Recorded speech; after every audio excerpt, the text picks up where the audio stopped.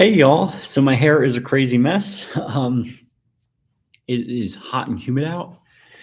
I figured I would come on here and we would have a really cool session like we did last time where we just talked all things cosmetology. So hope everyone's having a great day. And just always want to give a little disclaimer here. Number one, views and opinions on here are my own and just my own.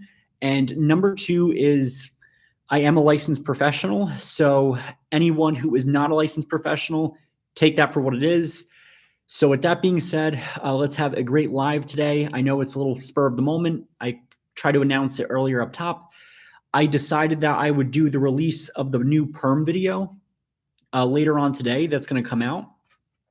And y'all will get to see the perm on how to get this kind of texture. The perm that I did was a very special piggyback perm. And what kind of texture that made was it made curl that was tighter at the root and looser at the ends. Now, when you're designing a perm, a lot of things, are at play, and it's very difficult. And I'm not going to lie. When you're in the field, it's difficult. You'll have a client come in there, and number one, you have clients that she's got a hair history that is crazy, and she's got maybe she might have bleach, maybe her hair might be recolored. And you have to kind of go through all of that when deciding, number one, can you even do the perm? That's where a lot of people fail. There are a lot of people out there that want something that they cannot get with a chemical service. A lot of people think that they get a perm and it's no maintenance, it's easy, and that ain't the truth. When designing the perm, you also want to take into account what you're going to use. Not every brand in the salon has perms that are suitable for different types of hair. So for example, this hair right here, she was slightly porous. She had a little bit of resistance, and we used a dryer activated perm. Now, because of the heat of the dryer, which also makes the chemicals happen, quicker, despite the perm being acidic, it opened up the cuticle and it helped to swell it, so it made it a lot better. The second thing, other types of perms, and this is just iron curls, other types of perms may not do what you expect. So for example, the perm I used was for firm curls, but because this hair was so resistant, it really didn't do much, and we used a larger rod.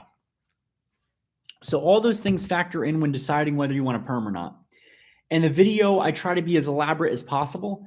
And, if the client is telling you, okay, well, I want a special perm design is pretty much any perm. Any perm that you do is custom to the client. A lot of times clients will go on Instagram or the dreaded TikTok and they want something that they cannot have, or they'll think that, it's like an illusion, like it's something that, they'll get exactly like the video.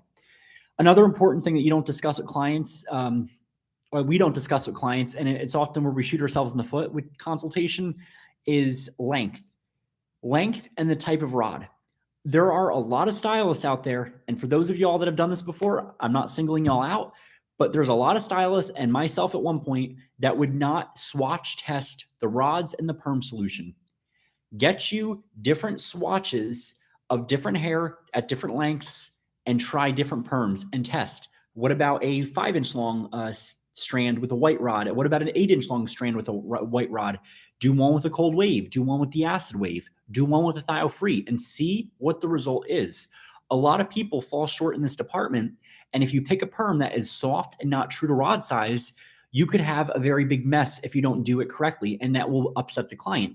Number one, because they don't have the look they want. Number two, their hair is going to be compromised because all perms, even if they say damage-free, damage hair. It's controlled damage. However, there's a difference between damage that results in a nice curl like this versus damage where the hair is fried off and on the floor and curling up and just melting. So that's really what you have to be careful of when you're doing a texture service.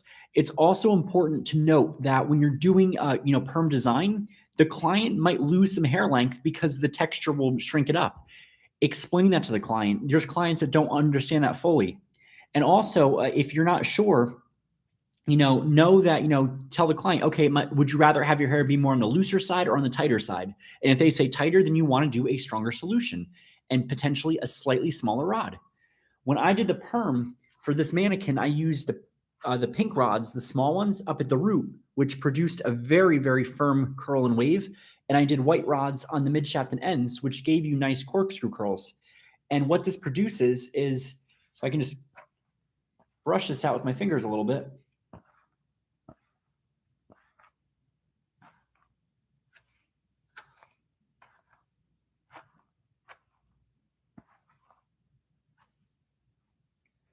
This produces volume. This is a great way to give a client who has finer hair a lot of volume. So when she's at home, she can blow dry it out better. She can wear it curly, just put a little product and diffuse it. These are the things that we have to be thinking about when we're doing perm design. The other important thing is that some clients just want a body wave. And what a body wave is it's using a very large rod to give the hair body. And I have a mannequin over here I'm going to get.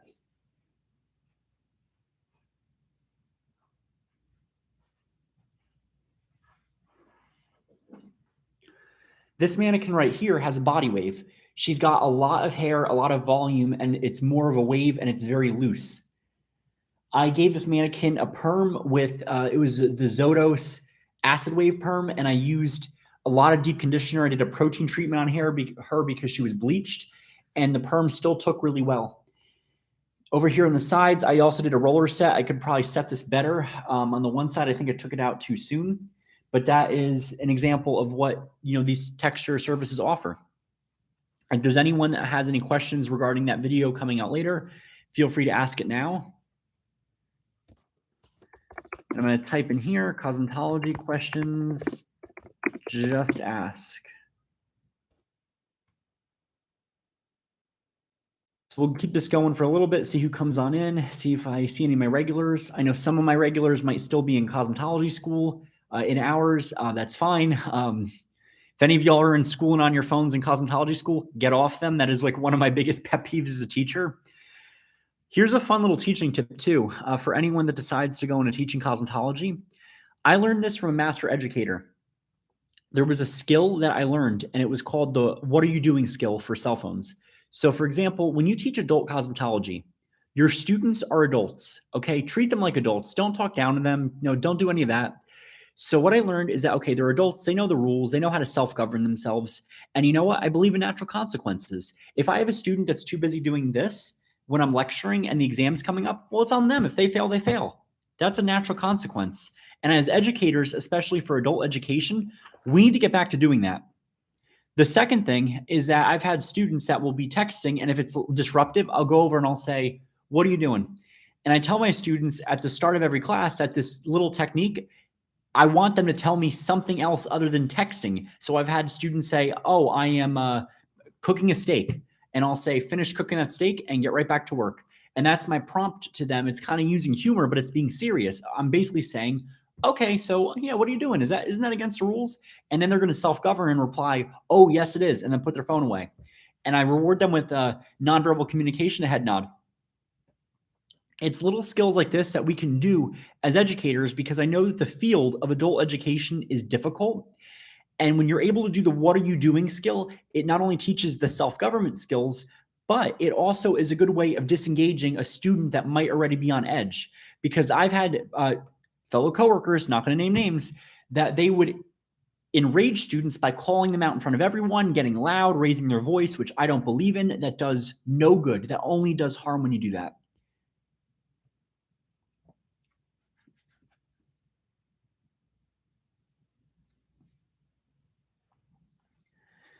So with that being said, any other questions, just ask down below.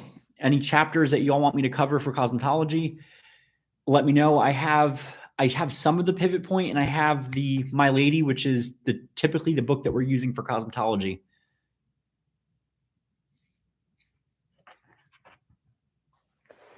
I might as well put a mannequin over here. It'll be a fun conversation starter.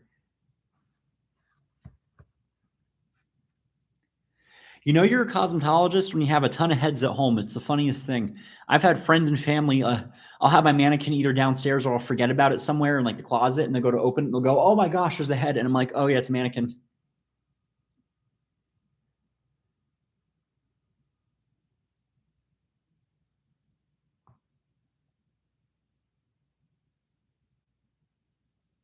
Another thing that I wanted to mention too is that when you have, the fun fashion hair colors like the direct dye, and you put the perm on it, look at how that discolored. There's a lot of people that they don't know this, but when you have direct dye in your hair and you get a perm, it will discolor. It will not come out this very nice color. Other perms, you'll have color in the hair. Like this one, I think had a glaze. It just strips it right out. So it definitely makes it a little bit more cool toned and muted, which I think is interesting.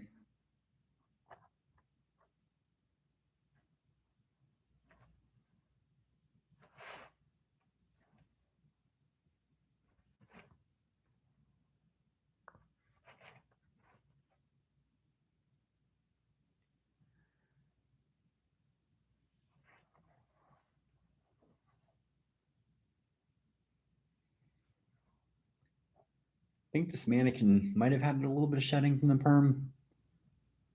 I don't know though.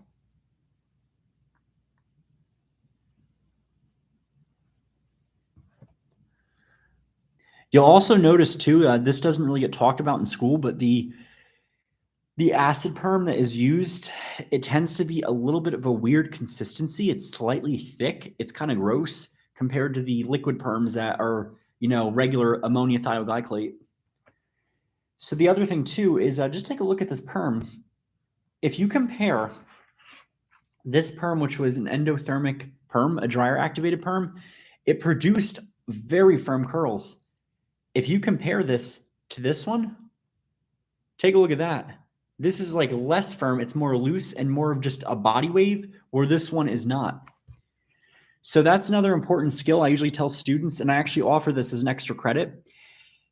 Basically, if I have a student and they're missing hours and they need to do an extra credit project, I'll tell them, okay, what you have to do is you have to come and you have to, either stay after class, and it's usually a group of students, and I'll say, okay, you, pick a perm. I make them pick one out of a box, and I'll say, you're going to wrap the hair with this technique I want to see, and I want it to be this perm solution. And I make them do the 4 steps of perm, the 4 steps of perming. Number 1, where are you? So look at the mannequin and analyze the hair. Number 2, where do you want to go? And depending on their level of skill, I'm usually very open to whatever they want to do. So if they want to do a spiral rod, if they want to do smaller rods, that's fine. If they want to do a swatch, or what I call perm swatch, and do different rod sizes up top, on the sides, and on the back, that's great because it shows you something and you learn from it. And then I make them write a little response about it. So they're going to perm it. I'm going to, take a look at how they're doing it. I'm going to make any corrections I need to correct. And it's a learning experience. You do this in a group. Usually it's after school, because that's when you make up hours. And it's important to do that because, you don't want to necessarily be punitive when you're doing a, makeup hour sessions. You want to make it a learning experience. Think of it like the student now has this chance to make up hours they missed in class, and they can get an even more focused education. It's about changing that mindset. It's a type of punishment, but you're using positive punishment because you're adding something in there. So you're going to, hopefully change that behavior. And, there's no need to, I've had sessions that I've tuned into where other coworkers that get cranky with their students for missing class. Okay, well, there's no need in doing that. Point being, the student is there. They're willing to make up the hours. Perfect. End of story. Don't ever rehash on that. It's my other little tip. Focus on the demo you're doing. And then after, have a group discussion. And that can even be counted as extra hours if you believe in doing that. Have the students talk about their experience, engage with one another, have them analyze each other's work in a respectful way. And again, I am not a fan of ever having students grade one another. That's our job as teachers, to grade them. It's not one another. What I mean by that is have them give positive feedback. So for example, oh, Bob, you use the endothermic perm. I really was impressed with the types of curls you created. I wasn't expecting that. And then you would engage a discussion, say, okay, well, why weren't you expecting that? And then the response usually becomes a dialogue of the chemistry. We need to start having these discussions in cosmetology, why it works, how it works. Another example is going to be when you talk about hair color, because that's a big chapter. A lot of the students will have clients come in. Let's say this client, she comes in, she's got this whole, mess going on right here. She's got permed hair. She's got direct dye. She comes in and she tells me, I want to be platinum blonde. Ain't going to happen. Maybe you can convince her to do a demi-permanent, or, okay, well, what about the platinum blonde do you like? Is there another color that works for you? Or you might have this client. She comes in with a very nice perm and she wants to go red. So if she wants to go red, right? She wants to go red, and you're going to figure out, okay, well, she's got permed hair. So what does that tell me? That tells me the hair is going to be porous. What do we know about porous hair? Porous hair, it rejects warm and it grabs on a cool. So you could be using the best copper ever, and all of a sudden you're looking and going, oh, that copper is turning purple brown. Why is that?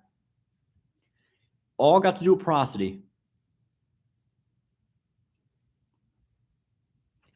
There's also a book that I am purchasing called the My Lady Perm Technique book. Another thing I just want to tell y'all, if you all see that tip button, feel free to send me a tip. If you have the money, I understand it's tough nowadays, but I'm saving up to order new mannequins and new loop rods because I wanted to do the loop rod perm on long hair to show y'all how to do that one and the effect that it makes. So I'm also going to be doing a fun little video later tonight. So I'm going to be recording for that. I'm going to be using some of these Redken color gel shades. Have fun with that.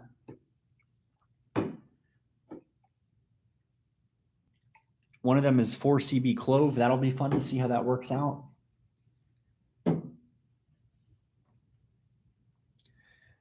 So,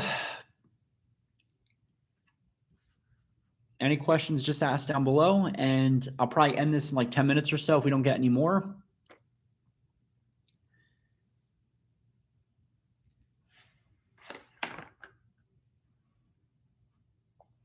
I might even do a video too where I test out the hair color on, if y'all want to see that, in this one mannequin, because she is very porous. So I just kind of want to see what's going to happen, if it even will hold.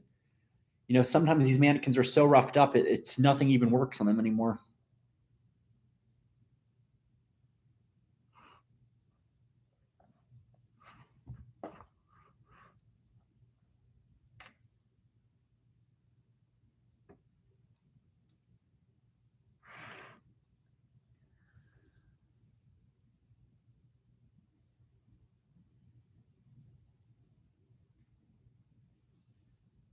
Definitely seems like there's more of a night crowd later on when I go live. So that's probably going to be something that I might start doing.